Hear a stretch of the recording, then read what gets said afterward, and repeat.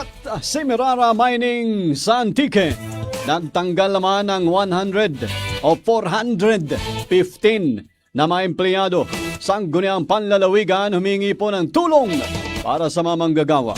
Katropa natin sa balita, Tessa May Mariano, XFM Antique.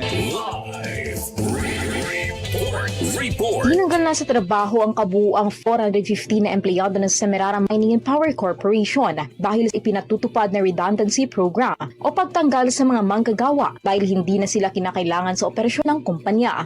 Sa panayam ng XFM Antique kay SP member Ricky La Vega, sinabi nitong bukod sa nabanggit na programa, posible ring may kaugnayan ang naturang pagtanggal sa pagtatapos sa 2027 ng kontrata ng SMPC sa Department of Energy at sa isinasagawang bidding process ng kumpanya.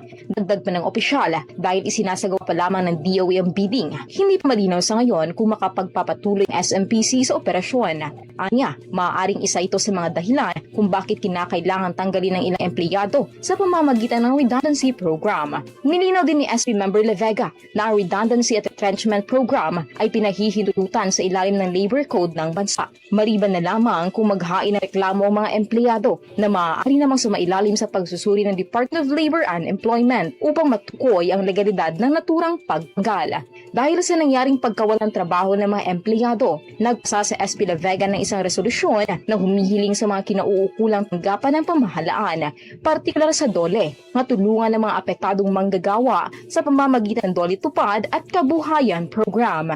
Mula dito sa 93.3 XFM Antique, para sa nagkakaisang Pilipino sa Pilipinas, ako si Katrapang Tessa Mariano, XFM News. Cellphone Plus Gold, mapalit sa mga butika sa inyong lugar.